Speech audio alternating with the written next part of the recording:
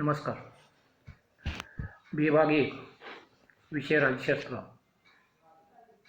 Paper number 1 राज्यशास्त्र परिचय. या पेपरमधील यापूर्वीच्या तासाला आपण दुसरा टॉपिक सुरू केलेला होता. तो म्हणजे राज्यशास्त्राच्या उपघटकांचा परिचय. त्यामधील राजकीय सिद्धांत, अर्थ, व्याख्या आणि स्वरूप हा भाग आपण यापूर्वीच्या तासाला पाहिलेला आहे. यानंतर राजकीय सिद्धांताची व्याप्ती,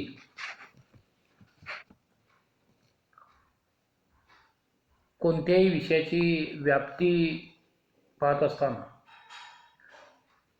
त्याचा अर्थ असा होतो की त्या विषयात कोणकोणत्या विषयांचा अभ्यास केला जातो. किंबहुना असंही म्हणता येईल की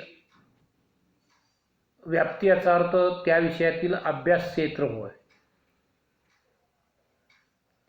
राजकीय सिद्धांतामध्ये कोणकोणत्या बाबींचा अभ्यास केला जातो त्याचा राजकीय सिद्धांताच्या व्याप्तीमध्ये समावेश होतो.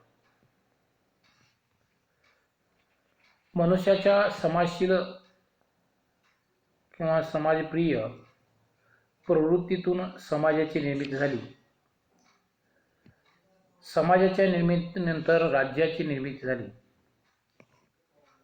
समाजातील व्याप्ती व राज्य यांच्यातील आंतरक्रिया सुरू झाल्या. राजकीय सिद्धांताची मांडणी करताना समाज, राज्य, व्यक्ती यांचा विचार होऊ लागला. आज राजकीय सिद्धांताची व्याप्ती वाढलेली दिसून येते. राजकीय सिद्धांत या संकल्पनेचा विचार करत असताना मानवाच्या राजकीय घटनांचा सर्वसाधारण संबंध विचारात घेऊन जी मांडणी केली जाते त्यातून राजकीय सिद्धांत उदयास येत असतात. राजकीय सिद्धांताची मांडणी करताना समाज, राज्य, व्यक्ती यांचा विचार होतो. आधुनिक कालखंडामध्ये राजकीय सिद्धांताची व्याप्ती वाढलेली दिसून येते. राज्याच्या अंतर्गत प्रक्रिया, आंतरराष्ट्रीय राजकारण या सर्वांनी व्याप्त अशी राजकीय सिद्धांतांची मांडणी होऊ लागलेली आहे. म्हणूनच गुड नॉर्वन यांनी राजकीय सिद्धांत हा एक प्रवाहित, गतिशील ज्ञानशाखा मानली आहे. वर्णन, समीक्षा, पुनर्निर्माण ही राजकीय सिद्धांताची महत्त्वाची 3 कार्ये आहेत. राज्यशास्त्रामध्ये समीक्षा व पुनर्निर्माण यांचा समावेश राजकीय तत्त्वज्ञानात होतो. म्हणूनच राज्यशास्त्र व राजकीय तत्त्वज्ञान या 2 बाजू राजकीय सिद्धांताच्या अत्यंत महत्त्वाच्या बाजू मानल्या जातात. राज्यशास्त्राच्या उदयाचा कालखंड जवळजवळ 500 वर्षापूर्वीचा मानला जातो. या कालखंडामध्ये असंख्य राजकीय सिद्धांतांची मांडणी झाली. यावरून राजकीय सिद्धांताचे स्वरूप किती व्याप्त आहे याची कल्पना येते. तरीही कोणकोणत्या बाबींचा समावेश राजकीय सिद्धांतात होतो हे पाहणे आवश्यक ठरते. राजकीय सिद्धांताचा अभ्यास करत असताना त्याची व्याप्तीमध्ये पहिला घटक येतो तो म्हणजे राजकीय विचारप्रणालींचा अभ्यास. राजकीय विचारप्रणालीच्या अभ्यासातून राजकीय सिद्धांत व राजकीय तत्त्वज्ञान यांची माहिती मिळू शकते. सामान्यतः एकाच राजकीय व्यवस्थेत एकच राजकीय विचारप्रणाली प्रभावी असेल तर सिद्धांताचे स्वरूप अधिक चांगल्या प्रकारे स्पष्ट करता येते. परंतु एकाच राजकीय व्यवस्थेत एकापेक्षा जास्त विचारप्रणाली अस्तित्वात असतील तर त्या राजकीय व्यवस्थेला आधारभूत असलेल्या राजकीय सिद्धांत स्पष्ट करणं कठीण होऊन बसत आहे. राजकीय प्रणालीतून राजकीय सिद्धांत प्रकट होत असतात. उदाहरणार्थ इंग्लंडच्या संसदीय लोकशाही व्यवस्थेवर उदारमतवाद, व्यक्तिवाद, लोकशाही समाजवाद इत्यादी विचारप्रणालीचा प्रभाव पडला असल्यामुळं विविध राजकीय विचारप्रणालीचा अभ्यास करणे भाग पडते. भारताच्या संसदीय लोकशाहीत लोकशाही समाजवादाचा मार्ग स्वीकारला असला तरी राज्यकर्त्यांना समाजवादाचा विसर पडलेला आहे. भांडवलशाही विचारप्रणालीचा प्रभाव भारताच्या व्यवस्थेवर अप्रत्यक्षपणे वाढत चाललेला आहे. अमेरिकेत अध्यक्षीय लोकशाहीमध्ये भांडवलवादी विचारप्रणालीचा प्रभाव पडलेला आहे. तिसऱ्या जगातील राष्ट्रात राजकीय व्यवस्था एक आढळते, परंतु विचारप्रणालीचे स्वरूप वेगळेच असते. त्यामुळे निश्चित कोणत्या विचारप्रणालीचा अभ्यास करावायचा यासंबंधी संभ्रम वाढतो. सोव्हिएट रशियामध्ये 1990 नंतर साम्यवादी विचारप्रणालीचा प्रभाव होता 1990 पर्यंत. परंतु साम्यवादी व्यवस्था अयशस्वी झाल्यानंतर आता तिथे लोकशाही विचारप्रणालीचा काही प्रमाणात प्रभाव पडू लागलेला आहे. थोडक्यात राजकीय विचारप्रणालीच्या अध्ययनातून राजकीय सिद्धांताचे स्वरूप जाणून घेता येते. दुसरा भाग येतो तो म्हणजे राजकीय व्यवस्थांचा अभ्यास. सामान्यतः राजकीय सिद्धांत एखाद्या विशिष्ट राजकीय व्यवस्थेचे स्पष्टीकरण व समर्थन करीत असतो. राजकीय व्यवस्थेचा अभ्यास केला असता विविध राजकीय सिद्धांताचे ज्ञान होऊ शकते. उदाहरणार्थ अमेरिकेच्या अध्यक्षीय लोकशाही शासन पद्धतीचा अभ्यास केला असता अमेरिकन राज्यघटनेने सत्ताविभाजनाचा सिद्धांत कसा स्वीकारलेला आहे हे समजून येते.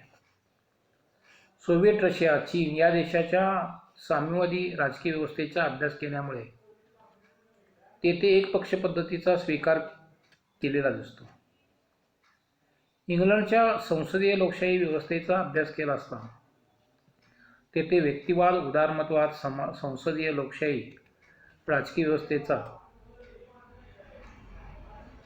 या सिद्धांतावर प्रभाव पडला आहे असं दिसून येतं. राजकीय व्यवस्थेच्या अभ्यासामुळे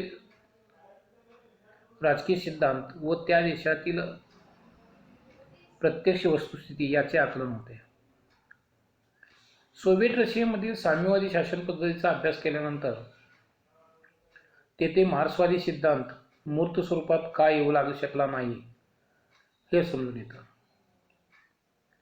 भारताच्या संसदीय शासन पद्धतीचा अभ्यास केल्यानंतर भारतात राज्यघटनेने समाजवादाचे धोरण स्वीकारले असले तरी प्रत्यक्षात समाजवादाला पोषक व अनुकूल स्थिती का राहिलेली नाही हे समजून येतं. संसदीय शासन पद्धतीच्या देशात सत्ताविभाजन सिद्धांत स्वीकारला दिसतो, परंतु तेथे कायदेमंडळाचे प्रभुत्व न्यायमंडळ आणि कार्यकारी मंडळावर पेक्षा जास्त असले दिसून येते.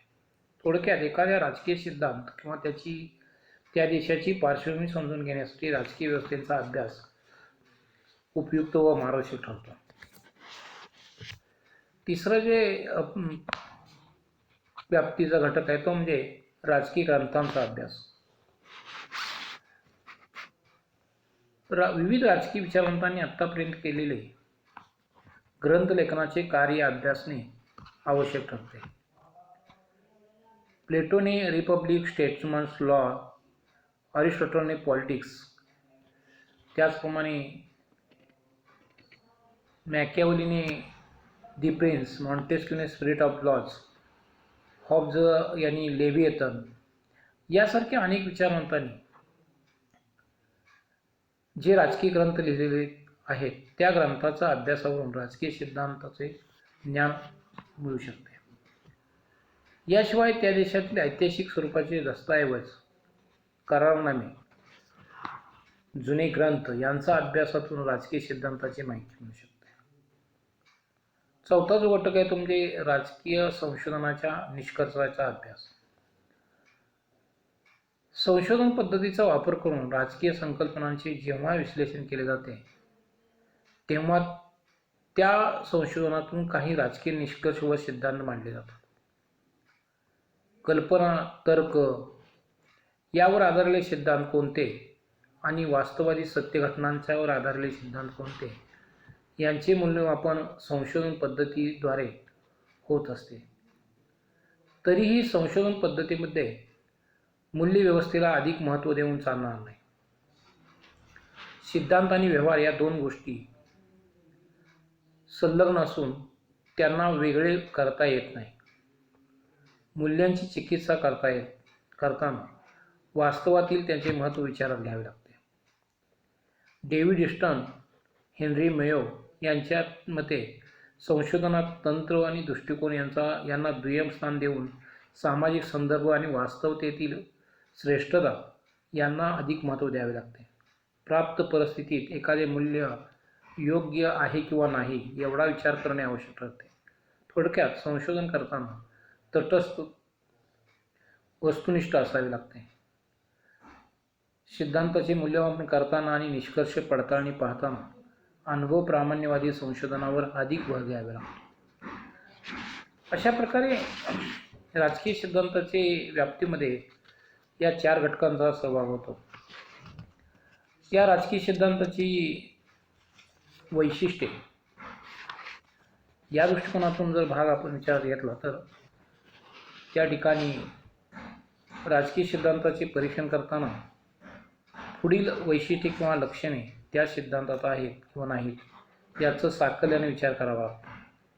सामान्यतः राजकीय सिद्धांतामध्ये पुढील लक्षणे कमी अधिक प्रमाणात दिसून येतात.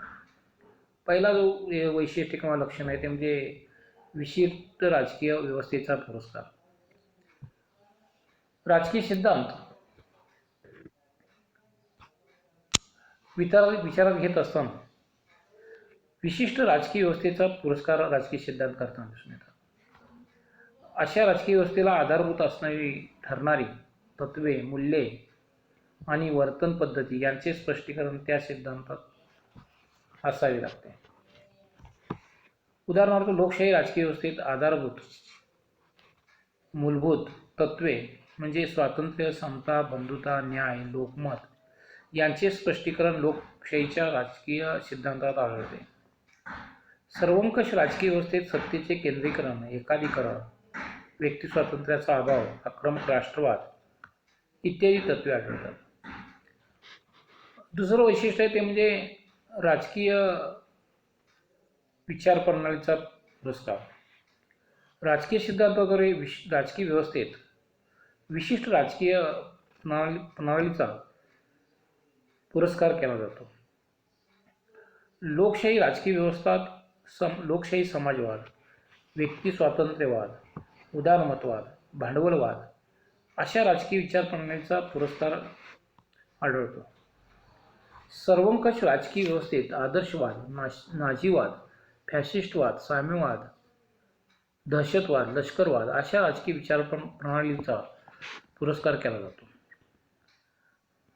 तिसरं वैशिष्ट्य आहे ते म्हणजे वास्तववादी निष्कर्ष. राजकीय सिद्धांतातील निष्कर्ष हे वास्तववादी असावे लागतात. राजकीय जीवनातील, राजकारणातील महत्त्वाच्या घटना, घडामोडी यांचे वस्तुनिष्ठ संशोधन करून त्यामधील घटनांचा आणि घटकांचा कार्यकारण संबंध शोधून काढावा लागतो.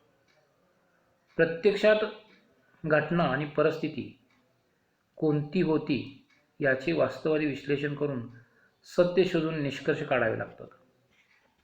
चौथं वैशिष्ट्य आहे म्हणजे राजकीय सिद्धांतात गृहीत धरलेली मूल्ये, तत्त्वे यांची चर्चा आणि निष्कर्ष स्पष्ट व स्वतंत्र स्वरूपाचे असावे लागतात.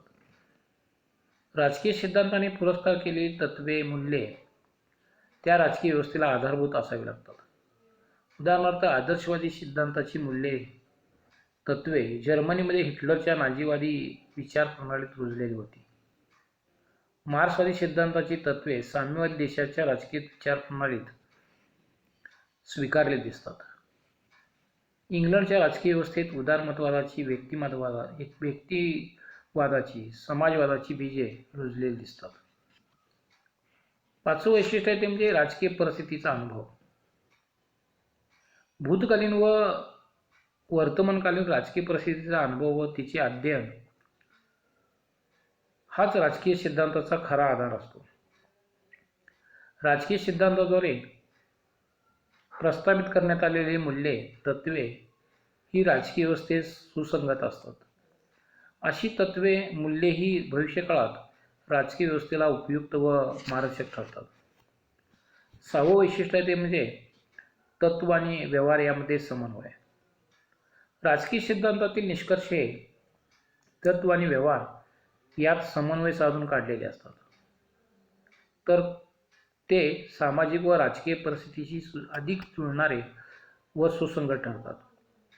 राजकीय सिद्धांताची मूल्ये आणि प्रत्यक्ष राजकीय सामाजिक परिस्थिती यांचा सुसंवादातून निष्कर्ष काढताना संशोधन अधिक तटस्थ वृत्तीने, निपक्षपातीपणे होणे आवश्यक असते. यासाठी वस्तुनिष्ठ माहितीचे संकलन, परीक्षण आणि मूल्यांकन करून अचूक, वस्तुनिष्ठ व प्रमाणभूत निष्कर्ष काढणे आवश्यक असते. कालमानानुसार बदल स्वीकारण्याची गतिमानता, क्षमता असेल तरच निष्कर्ष अधिक उपयुक्त ठरतात. शेवटचं वैशिष्ट्य ते म्हणजे अन्य सामाजिक शास्त्रांशी शोधून काढलेली तत्त्वे आणि तथ्ये यांच्याशी राजकीय सिद्धांत सुसंगत असले पाहिजेत. राजकीय सिद्धांतांनी स्वीकारलेली तत्त्वे ही सामाजिक मूल्यांशी, तत्वांशी जुळणारी असतील तरच समाजात त्या सिद्धांताचे अस्तित्व टिकून राहते. कारण त्याच्यावर होणारी टीका, आक्षेप यांचे खंडन करण्याची क्षमता त्याच्याकडे प्राप्त झालेली असते. अशा रीतीने राजकीय सिद्धांताचे परीक्षण करताना वरील लक्षणे, कसोट्या, सिद्धांत आहेत किंवा नाहीत हे पाहावे लागते. अशा प्रकारे आपल्याला राजकीय सिद्धांताचे व्याप्ती आणि त्याची वैशिष्ट्ये किंवा लक्षणे हा भाग या ठिकाणी सांगता येतो. थँक्यू.